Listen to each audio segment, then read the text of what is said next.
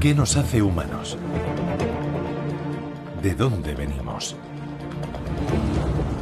Desde que Darwin expuso la teoría de nuestra evolución a partir de los simios, la comunidad científica no ha dejado de preguntarse sobre aquellas primeras criaturas que dejaron atrás el mundo de los primates y cruzaron al nuestro. En los últimos 50 años, los hallazgos de fósiles nos han permitido rellenar algunas de las numerosas lagunas en la historia de nuestra evolución. Pero los huesos de nuestros antepasados son escasos y datan de épocas muy separadas, y solo nos permiten atisbar cómo fuimos cambiando durante millones de años, de primates a humanos. Ahora en Sudáfrica, en cuevas subterráneas situadas a una profundidad peligrosa, se han descubierto dos nuevas especies de homínidos, nuestros antepasados humanos. Ahí estaba, ahí mismo.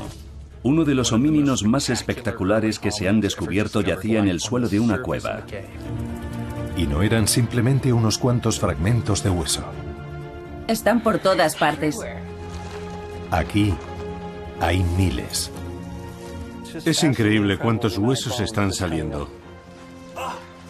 ¡Qué maravilla! Lo primero que me vino a la cabeza fue esa anécdota de Howard Carter, cuando abrió la tumba de Tutankamón. Cuando Lord Carnarvon, que estaba al fondo, le preguntó, ¿qué ves? Y Carter le respondió, cosas maravillosas. Esto hay que celebrarlo. Sí. Hemos encontrado una criatura excepcional y absolutamente inesperada. Estos huesos podrían al fin delimitar nuestro pasado.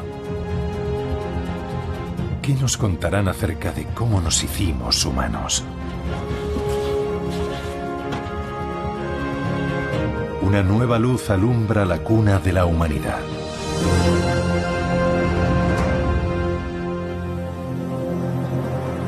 La cuna de la humanidad.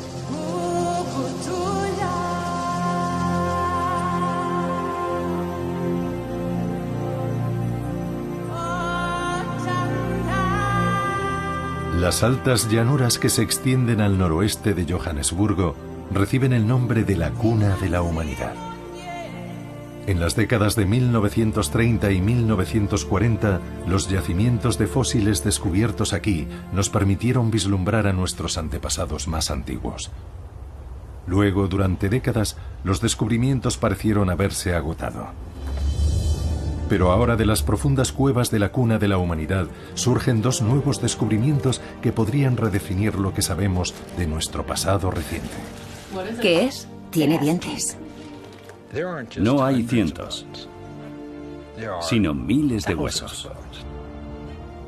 Jamás había soñado que podía existir nada parecido a la riqueza de este yacimiento. Huesos que podrían dar luz a un periodo de 1 millón de años de nuestra evolución que ha sido un misterio durante mucho tiempo. Hay un gran vacío en el registro de fósiles, apenas unos fragmentos. El registro fósil apunta a que en ese gran vacío se sitúa la cuna de la humanidad. El nacimiento del género Homo. Es tal vez el episodio menos conocido y más importante de nuestra evolución. Antes era el mundo de los australopitecos, criaturas de aspecto simiesco con un cerebro minúsculo. Lucy es el rostro publicitario de los australopitecinos. Caminaba erguida, pero pertenecía al mundo de los simios. Si pudiera ver a un australopiteco al fondo de un campo de fútbol, llamaría al zoo y les diría, oigan, se ha escapado un simio. Un australopiteco es una especie de simio bípedo. Si retrocediéramos en el tiempo, veríamos a unos animales que se ponían de pie y caminaban como nosotros, aunque tendrían el cuerpo más pequeño. Y también el cerebro, así que tendrían la cabeza más pequeña y tendrían la mandíbula y los dientes grandes. El registro fósil parece indicar que en algún punto que se remonta entre 2 y 3 millones de años atrás, estos australopitecinos evolucionaron para transformarse en la primera especie humana reconocible, el Homo erectus. Tenían un gran cerebro y la cara pequeña y adaptaciones para usar herramientas. Si viéramos a un Homo erectus al otro extremo de un campo de fútbol, probablemente llamaríamos a la policía y diríamos, oigan, aquí hay un hombre salvaje. Necesita que le pongan algo de ropa. El mayor misterio al que se enfrenta la paleoantropología es tratar de entender cómo, cuándo y dónde tuvo lugar la transición del australopiteco al Homo. Durante años la única especie que rellenaba ese vacío era una criatura llamada Homo habilis. Pero se han encontrado tan pocos restos suyos que los orígenes del género Homo han seguido siendo un enigma hasta ahora. En agosto de 2013, el sudafricano Pedro Boshoff estaba sin trabajo. Había sido soldado, buscador de oro, aventurero y hasta estudiante de los orígenes humanos. En ese momento quería ganarse un sueldo haciendo lo que más le gustaba: rastrear fósiles. A finales de agosto me puse en contacto con el profesor Lieberger para preguntarle si cabía la posibilidad de asignarme un puesto en la facultad para trabajar con él. Pedro Boshoff vino a mi despacho y me dijo: oye, necesito trabajar. Y estoy tan convencido como tú de que ahí afuera hay más. El paleoantropólogo Lieberger había empezado a explorar la zona de Sudáfrica conocida como la cuna de la humanidad a principios de la década de los 90. Tras 18 años de búsqueda, no había encontrado más que unos cuantos fósiles aislados, algo bastante habitual en el campo de la paleoantropología.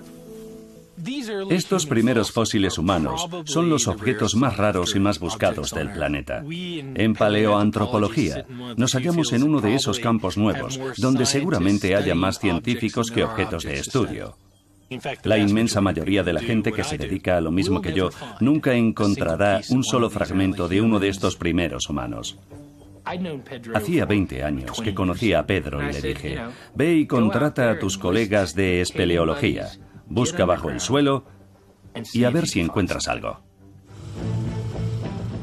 En líneas generales, quería que me internara en la zona de la cuna de la humanidad para intentar localizar fósiles. Y entonces pensé en la cueva. Formo parte de una sociedad de espeleología y llevo años explorando esta zona. Y allí conocí a Rick y Steven.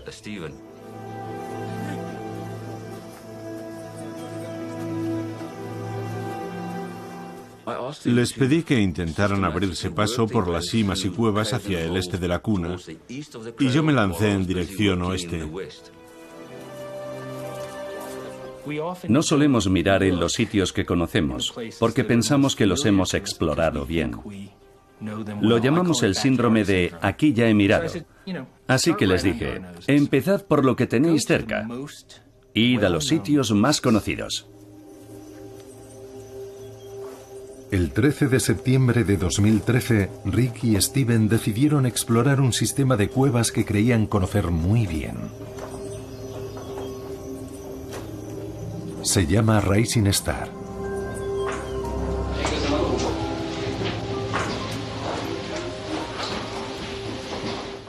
Es una cueva asombrosa. Tiene un poco de todo. Pasos estrechísimos, fuertes subidas, formaciones preciosas. Quería enseñarle a Rick una gran elevación de la cueva llamada Lomo de Dragón. La escalamos. Y en el proceso de grabar unas imágenes en vídeo sobre las formaciones que la culminaban, Rick me dijo que quería ir delante. Así que me metí en un pequeño intersticio para que Rick pudiera pasar arrastrándose por encima. Solo iba a despejarle el paso, pero al meterme ahí, observé que el hueco continuaba hacia abajo. Ya metido en la grieta, Steven comprobó que no había nada bajo sus pies. Cada vez que bajaba un poco, aquello seguía un poco más y luego otro poco más abajo. El hueco es tan estrecho que tu cuerpo no puede deslizarse y te sientes atrapado. Mis piernas quedaron colgando en este último tramo. No notaba nada debajo. Y la única manera de descender es descolgarte todo lo que puedas hasta quedar con los brazos completamente estirados. Y entonces empiezas a notar algunas rocas que ya te permiten apoyar los pies.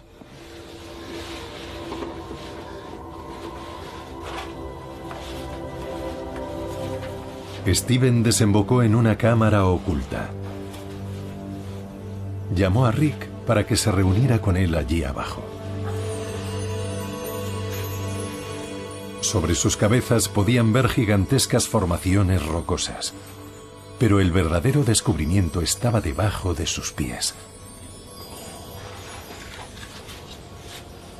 El suelo de la cueva estaba cubierto de huesos pequeños. Al principio vimos que allí había un hueso. Nos fijamos un poco más y encontramos otro. Vimos unos dientes en las piedras y supimos que habíamos encontrado algo. Y había un cráneo en el suelo. Y luego, una de las piezas más interesantes era una mandíbula que conservaba 4 dientes. Rick y Steven hicieron fotografías y decidieron enseñárselas a Pedro. Nunca olvidaré cuando vino a mí con sus fotos. Las pone en el ordenador y lo primero que veo es esa mandíbula con los dientes y me doy cuenta de que es un hominino. Llamé enseguida al profesor Berger. No respondía al teléfono, así que decidimos coger el coche e ir a su casa. Estábamos muy nerviosos, claro. Sí, eran las 9:30. Ya había anochecido, pero noté la emoción en su voz. Abrieron el ordenador y de pronto vi algo que nunca imaginé que podría ver alguna vez en la pantalla de un ordenador. Era una mandíbula de lo que claramente era un primer homínino. Los dientes estaban perfectos. En la siguiente fotografía se veía un cráneo. Se podían distinguir sus contornos. Había huesos por todas partes. Los fotografiaron todos. Por lo que podía ver en las imágenes, eran de un homínino. Yo estaba medio en shock. Porque para mí todo sucedió como si fuera un accidente de coche. Lo veía todo en blanco y negro y no oía nada.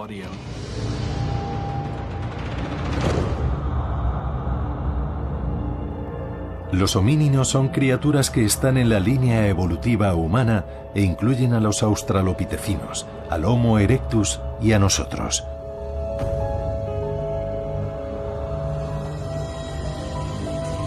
Una vez superada la impresión del principio, Lee se puso rápidamente a dilucidar qué clase de homínino podría ser.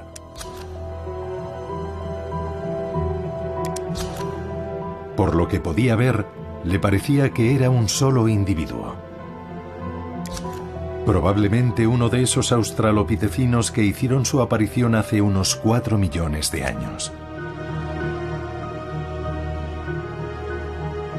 La única manera de saberlo con seguridad era subir los fósiles. Lee sabía que no había tiempo que perder. Tenía que tomar una decisión. Y poco antes de la 1 de la madrugada, decidí que la historia nunca me lo perdonaría si no actuaba ya. Solo 5 semanas más tarde, la excavación de la cima Rising Star ya empezaba a cobrar forma. Su planificación había requerido cierta dosis de inventiva. Lee sabía que él nunca podría descender en persona hasta la cámara de los fósiles. En algunos sitios, la entrada a la cámara tenía menos de 20 centímetros de ancho. Puse un anuncio en Facebook solicitando científicos de complexión delgada que no tuvieran claustrofobia y que fueran capaces de trabajar en equipo y en un entorno peligroso y complicado, y que estuvieran disponibles para el 1 de noviembre. Vi el anuncio de Lee en Facebook y, sin pensarlo 2 veces, respondí. Y me citaron para una entrevista. A partir de ahí, todo sucedió realmente deprisa. Vi el anuncio de Lee en Facebook solicitando científicos delgados, paleantropólogos delgados que no tuvieran claustrofobia y que fueran capaces de meterse por huecos de solo 18 centímetros. Y me pareció muy interesante. Una mañana vi un anuncio de Lee Berger para contratar arqueólogos experimentados y de complexión menuda y pensé, esa soy yo. Estoy a punto de terminar mi doctorado en antropología física, osteología, por tanto es mi campo. Soy arqueóloga, así que asimilo rápido nociones de paleontología. Hago un doctorado en biomecánica evolutiva, por tanto me centro más en el aspecto paleoantropológico. La expedición Rising Star sería una forma nueva de paleoantropología, a la medida de la era de las redes sociales e Internet. Lee nos explicó cómo se había encontrado la cueva y nos enseñó imágenes de vídeo y las primeras fotografías que habían tomado Steven y Rick. Y nos habló de las condiciones de exploración de la cueva. Quería que tuviéramos muy claro en dónde nos estábamos metiendo. Era misterioso y por eso resultaba muy tentador. Te preguntabas qué circunstancias serían las que hacían necesaria gente menuda con conocimientos de paleontología para el trabajo.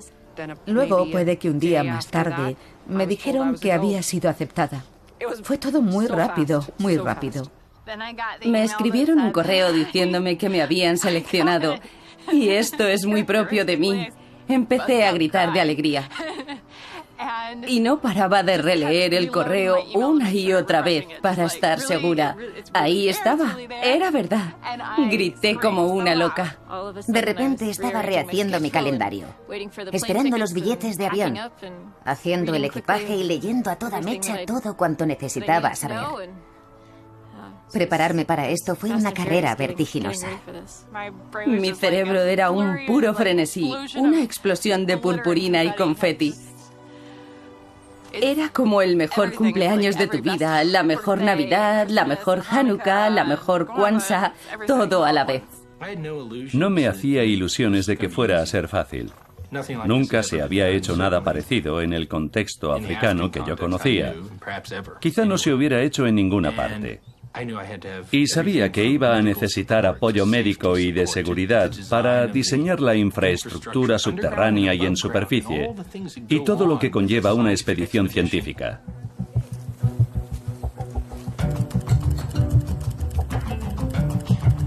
Vamos a coger una bolsa. Mientras se instalaba el campamento, Pedro, Rick y Steven prepararon la cueva para el equipo de excavación.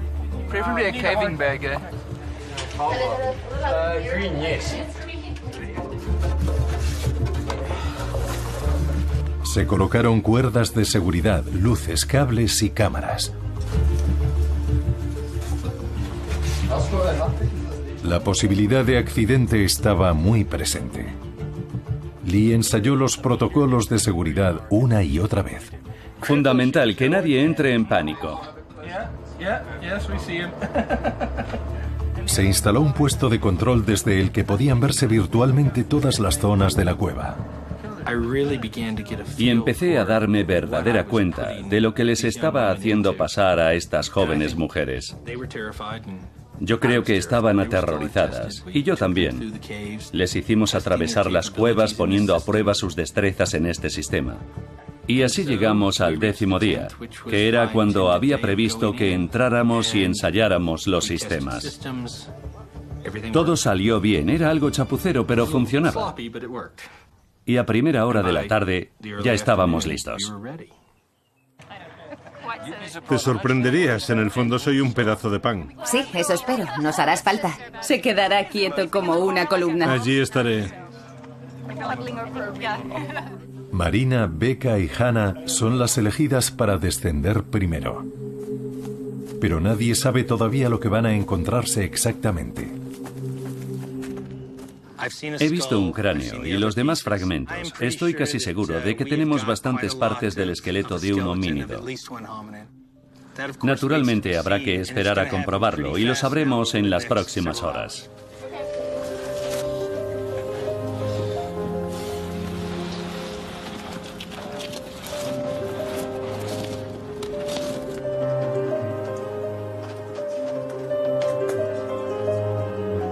Mientras son observadas con nerviosismo por Lee y el resto del equipo desde el puesto de mando, Marina, Becca y Hannah se adentran más y más en la cima. El descenso es difícil. Cuando miré hacia abajo pensé, no sé si voy a poder hacerlo. Pero una vez que me decidí a bajar, todo fue mucho mejor de lo que me temía. Estoy intentando ir un poco más despacio porque tengo la GoPro en marcha.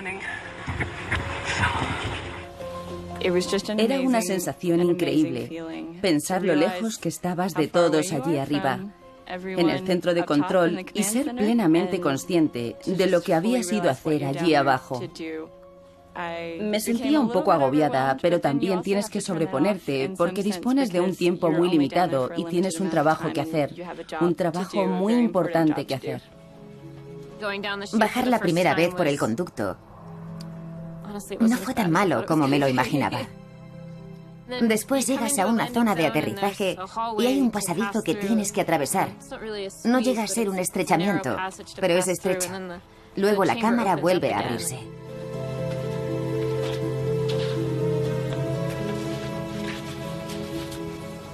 Aquí está la entrada a la cueva.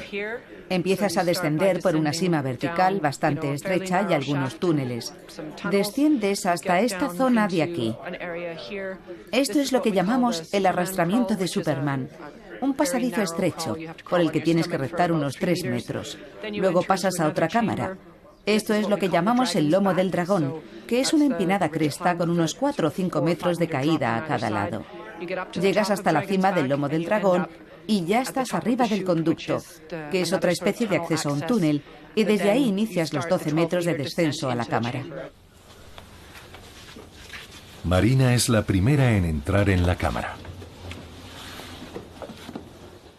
Sentía cierta inquietud, he de confesar, y muchísima emoción al ser la primera que entraba en la cueva. Para empezar, la cueva es preciosa, geológicamente hablando. Después, si miras hacia abajo, te encuentras con un mar de huesos. Y es evidente que no son huesos normales. Sí, era asombrosa. Increíble. Entonces las vi entrar en la cámara. Ajustamos la configuración de las cámaras y veía sus pies moviéndose. Era surrealista. Va con cuidado. Ya veo. Fantástico. Allá vamos. Están marcando el cráneo. Puedes ver el cráneo aquí. Ahora está marcando la mandíbula. Y entonces arrancó el proceso de hacer ciencia. Pondremos el marcador número 1 junto a la mandíbula y ahí nos centraremos. Vale. Fenomenal. Bien, gracias. Adiós. Sí, ahí está perfecto. Vale, empieza a escanear. Bien, escanea. La primera incursión en la cámara de los fósiles solo dura unas horas. Tiempo de sobra para empezar a escanear y marcar fragmentos óseos. Vale. Aquí nos paramos. Bien. ¿Qué tal ha salido? Veamos. Ya lo está mapeando. Por fin llega el momento de subir el primero de los valiosos fósiles, la mandíbula. Arriba. Ahí viene. Sí, sí. Veo lo que parece una mandíbula ahí en el medio. A la derecha. Tiene un aspecto magnífico.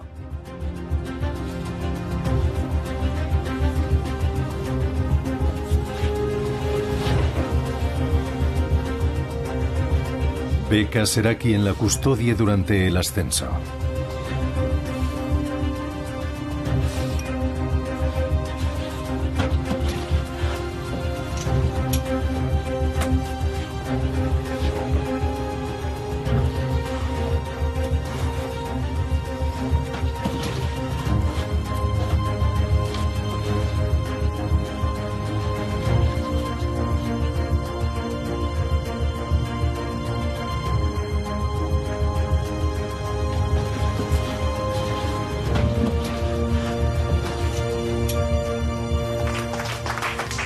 ¡Bravo!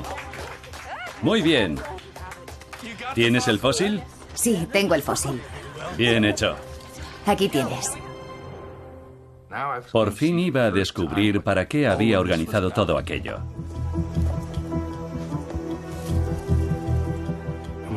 Cuando abrieron aquella cajita y desenvolvimos lo que contenía, todas las grandes hipótesis que teníamos se desvanecieron de golpe. Volaron. De pronto no sabíamos lo que teníamos. Al ver la mandíbula por primera vez en las fotos de Rick y Steven, Lee había pensado que seguramente pertenecía a un australopitecino.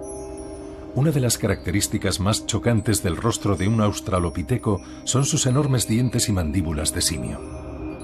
Cuando los australopitecinos evolucionaron hacia el género Homo, sus rostros se encogieron. La dentadura y la mandíbula se volvieron más pequeñas.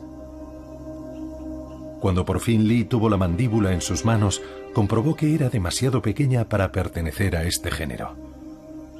Parecía completamente humana. ¿Sería un nuevo espécimen de Homo habilis? ¿O alguna especie transicional entre los australopitecos y los primeros Homo? Son las preguntas que rondan la mente de Peter Smith mientras estudia la mandíbula encontrada en Rising Star. Tenemos estos dientes molares y este uso tan extraño de la parte frontal, aquí. Por suerte tenemos otra pieza. Así que con estas dos piezas tenemos media mandíbula completa. Y ahora ya podemos proyectar la imagen reflejada y tener una especie de perfil. Ahora Peter ya puede compararla con la mandíbula de un Homo habilis. Voy a quitarle esto y así se ve mejor. Esta es la arcada dentaria del Homo habilis. Veis que estos dientes también son enormes, pero la arcada dentaria está recta y aquí hay un saliente muy pronunciado. La mandíbula de Rising Star está claramente más curvada. No es de Homo habilis ni de australopitecino. Esto es pura confusión. No sabemos qué pensar. Vemos que hay que desechar todas las nociones que tenemos. No podemos analizar esto pensando que va a encajar en este grupo o en este otro. Tenemos que empezar literalmente desde la nada. El equipo confía en que a medida que vayan saliendo más fósiles de la cueva, la confusión se irá disipando. Hay razones para ser optimistas. Con cada descenso surgen más huesos. Probablemente solo habían pasado unas 2 horas cuando comprendimos que además no era un solo esqueleto. Otro fémur. Si no recuerdo mal, fue cuando apareció un segundo fémur del mismo lado del cuerpo. Dado que nunca ha existido un homínino de 3 piernas, dedujimos que había 2 y luego que había 3. Y para el segundo día ya eran 4. Entonces supimos que habíamos dado con algo muy especial. Bien, buena suerte, Becca. Estamos impacientes. Llevas algo que estamos deseando ver. Cada vez que los científicos retiraban un hueso de la cueva, aparecía otro debajo. Están por todas partes. Hay huesos esparcidos por todo el lugar. No solo la cámara, sino también los pasadizos por los que se accede a ella están sembrados de fragmentos de hueso. Estaba ahí, buscaba una postura cómoda, y ahí estaba, me llamó la atención. Rick estaba como excavador de seguridad esperando. Al dar un golpecito en la tierra con el pie aparecieron restos. Tienes que pasarme varios banderines. ¿Tienes suficientes? A medida que iban acumulándose más y más fósiles, la imagen de la criatura de la cueva Rising Star empezaba a perfilarse. Esto pertenece a una pelvis infantil. Sí, así es. Los huesos del muslo y la cadera les indican que era un bípedo que caminaba erguido, pero su forma de caminar era muy primitiva.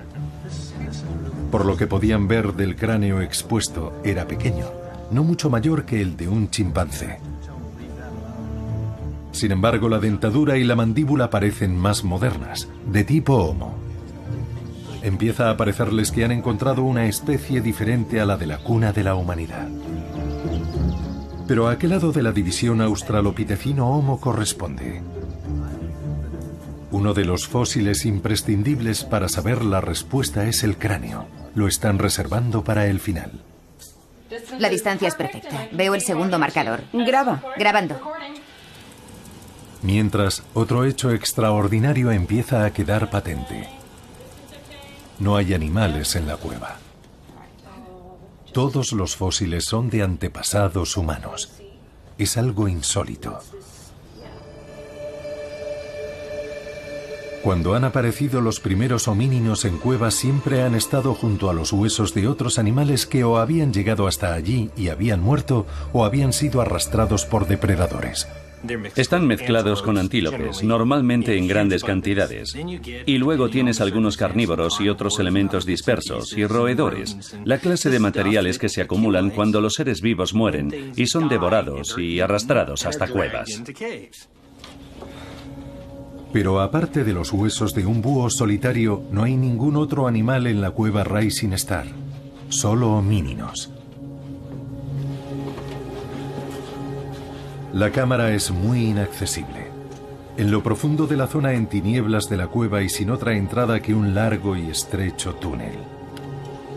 El equipo piensa que lo más probable es que fuera igual de inaccesible hace 2 millones de años. Empieza a parecer que los cadáveres fueron depositados intencionadamente allí. ¿Podría tratarse de alguna clase de enterramiento?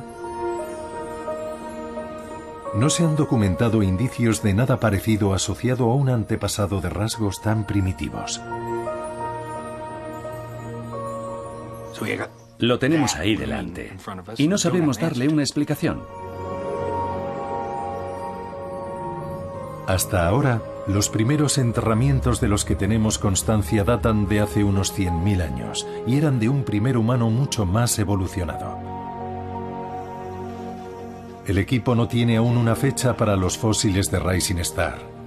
Es impensable que una criatura de aspecto tan primitivo pudiera deshacerse así de sus muertos. Pero era lo que parecía. Y nos quedamos con ese interrogante. Si lo que estamos viendo aquí... Casi temes decirlo en voz alta. Es un misterio con profundas implicaciones, pero que requerirá mayor análisis antes de que alguien esté dispuesto a respaldarlo con todo el convencimiento.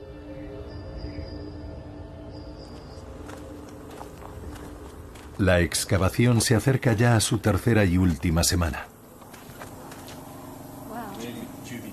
El hueso, que quizás sea el más importante de todos, se ha dejado para el final: el cráneo. Su forma y el tamaño de los arcos superciliares serán fundamentales para determinar si la criatura de Rising Star es australopitecina u homo. Humana. Vamos a entrar ahí y a sacar ese cráneo. Queremos sacarlo porque puede decirnos muchas cosas. Su capacidad craneal, para hacernos una idea de la forma del cráneo. Si tiene la forma del australopitecino, contraído en la parte frontal, o es redondeado como un cráneo humano. Es frágil. Es un fragmento de hueso fino y podría romperse. Y hay que sacarlo para ver lo que hay debajo. Había mucha tensión acumulada y la extracción resultó mucho más difícil de lo que esperábamos. A por ellos, buena suerte, buena captura. Gracias.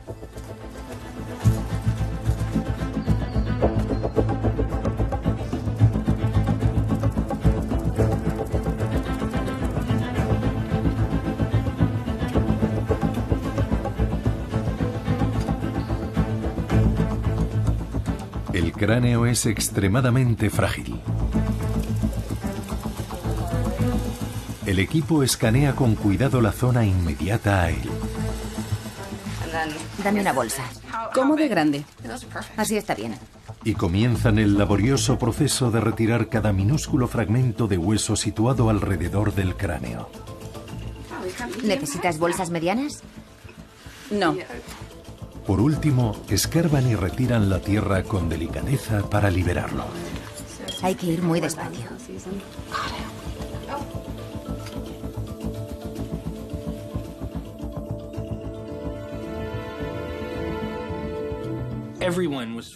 Todo el mundo sentía esos puntos de tensión en torno a la limpieza del cráneo cuando vimos que su salida era inminente. Teníamos a 2 personas allí abajo trabajando en ello, Becca y Marino, trabajando sin parar.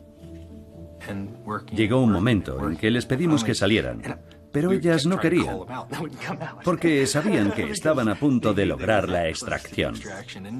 Y al final lo consiguieron. Eso es.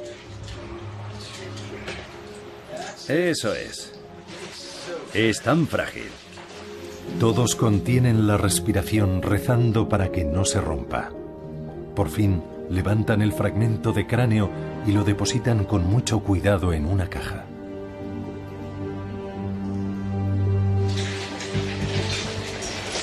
Eso es.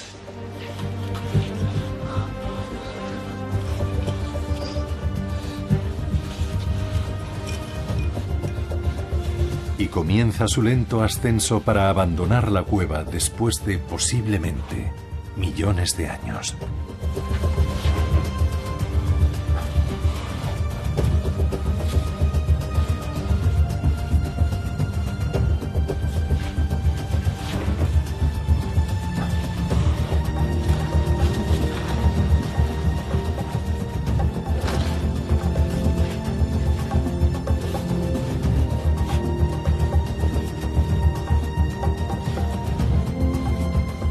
Está sujetando la caja. Sí, pero no puede hacerlo así. Tendrá que ir con más cuidado. Sí, eso es. ¡Bien! Ahí está, muy bien.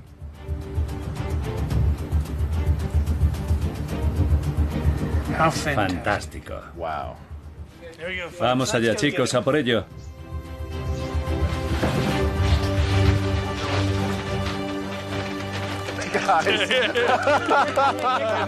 Bien hecho. Ha costado un poco. Estábamos exultantes. No había caras aburridas. Nadie contenía la emoción del momento. Todo el mundo rebosaba una emoción casi infantil. ¿Me odiarás si cojo esto antes de abrazarte? Por favor, cógelo. Bravo. No me atrevo ni a abrazarte mientras lo sujetas. Es el momento que todos estaban esperando. Esperan que este fragmento de cráneo sea la pieza clave para determinar si la criatura de Rising Star es un australopitecino o un miembro de nuestro propio género. Estamos mirando, sí, el lóbulo frontal izquierdo, aquí, la cavidad orbitaria, y luego parte del neurocráneo, justo detrás. Y esa es una pieza muy importante. Unos arcos superciliares grandes con hendiduras posteriores apuntarían a un australopitecino. Arcos más pequeños con indicios de un cráneo más redondeado indicarían que es Homo. Tenemos a nuestro genio particular. ¿Y tanto? ¿Es un genio en eso? Es indiscutiblemente Homo.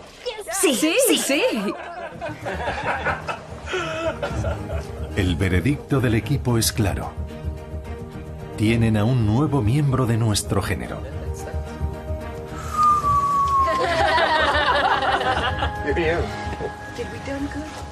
Mira los arcos.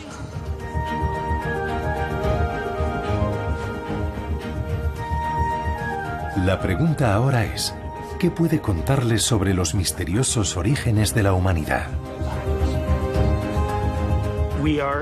Estamos seguros de que esto pertenece al género Homo, nuestro género, y que es una nueva especie. Y en ese punto nos encontramos ahora. La idea de que hemos descubierto a un gran número de individuos, femeninos y masculinos, jóvenes y viejos, de una nueva especie dentro del género Homo.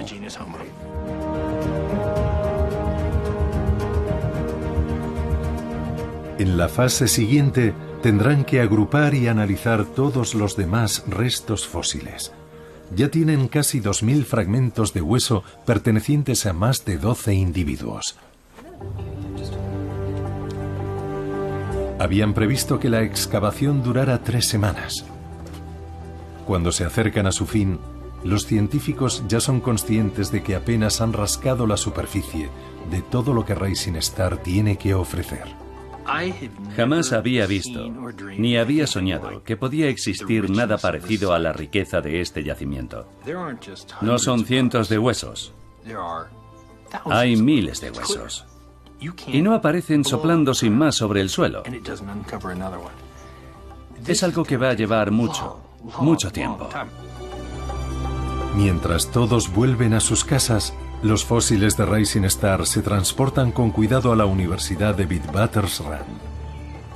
En un simposio celebrado a los 6 meses de la excavación, los investigadores se reúnen para realizar un análisis intensivo del material fósil. Aquí están en la fase analítica, en la fase de diagnóstico. Y es un experimento de trabajo en colaboración, reuniendo a algunas de las mentes más brillantes del planeta, con los datos más recientes para analizar los más de 1.700 restos fósiles de homínidos que recuperamos el pasado mes de noviembre. Y ha sido fantástico poder observar esta corriente constante de energía científica. Casi se puede sentir en esta sala.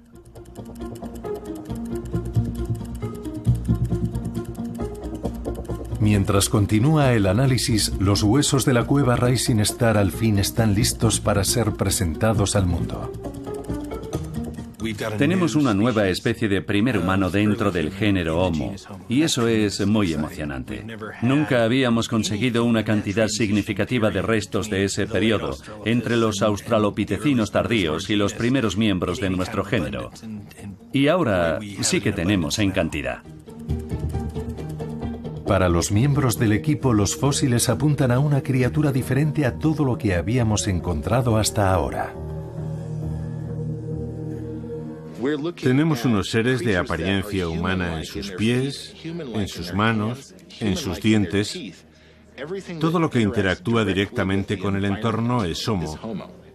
Y todo lo que es básico, como el tronco, la columna vertebral, el cerebro, esos elementos son más primitivos. Es como si la evolución se desarrollara de fuera a adentro. Hemos llamado a la especie Homo naledi. Naledi significa estrella en sesoto, y la cámara de donde provienen los fósiles, que aún tiene fósiles por descubrir, la llamamos cámara di Naledi o la cámara de las estrellas.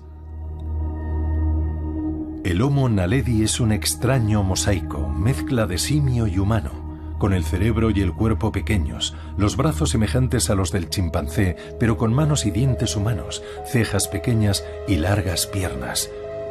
Probablemente recorría largas distancias caminando. Naledi es toda una sorpresa en muchos aspectos. Tiene un cerebro muy pequeño, un cerebro que es prácticamente un tercio del tamaño de un cerebro humano moderno. Sin embargo, cuando examinas la forma del cráneo, la dentición, las piernas y en particular los pies e incluso las manos, es evidente que pertenece a nuestro género. Aquí hay seres en la cúspide de convertirse en humanos, pero todavía muy cercanos al mundo australopitecino.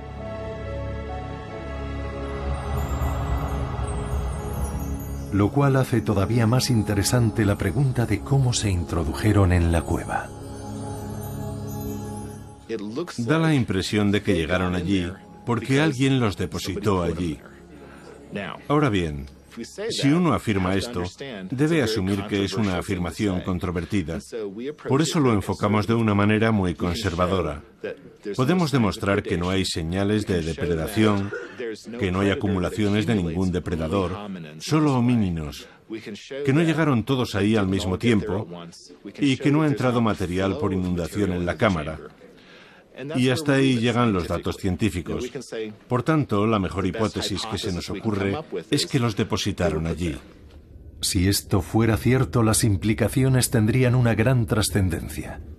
Si los homínidos de Rising Star se deshacían de sus muertos intencionadamente, entonces eran capaces de eso a pesar de su reducido cerebro.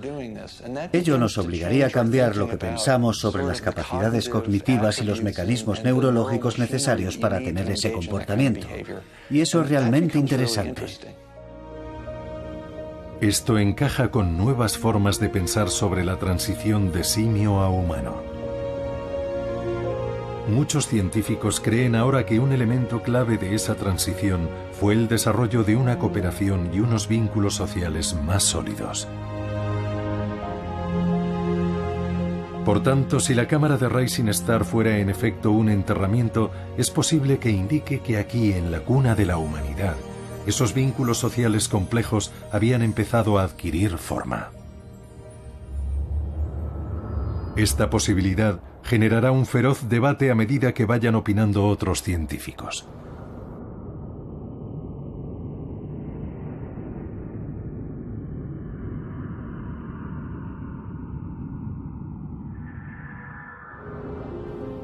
Es perfectamente lógico pensar en la evolución humana como una especie de árbol genealógico de épocas remotas. Pero la evolución es mucho más compleja que eso. La evolución es ramificada. Hay experimentos diversos. Las poblaciones prueban distintas adaptaciones, maneras diferentes de estar en el mundo.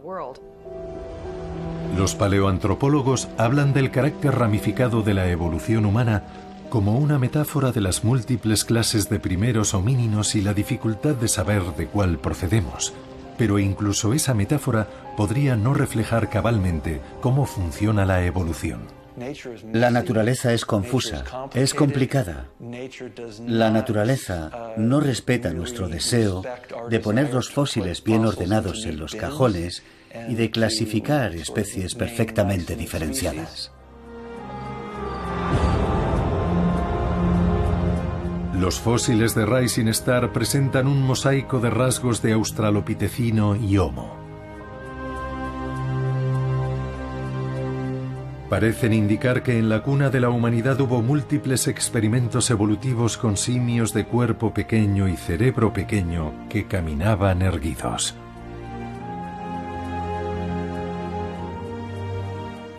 Son especies que no están completamente formadas y hay entrecruzamientos entre estos grupos. Unos rasgos adaptativos evolucionan en un grupo, otros evolucionan en otro, y al cruzarse grupos los rasgos confluyen. Y es posible que nunca logremos trazar líneas claras entre cualquiera de estos grupos y el género Homo. Ahora la metáfora más adecuada quizás sea un río trenzado, y esa metáfora se deriva del descubrimiento de estos homínidos mosaico como Naledi y otros. Nos indican que hubo muchos experimentos. Algunos de estos experimentos evolutivos fracasaron. Otros se juntaron y entrecruzaron. Debemos empezar a considerar estas especies que estamos encontrando casi como los canales individuales de un río trenzado.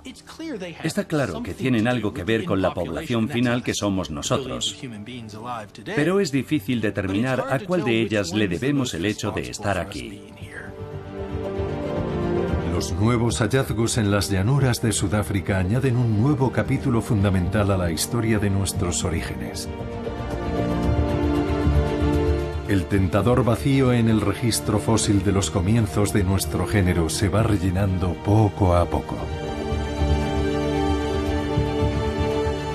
Por fin se hace la luz en la cuna de la humanidad.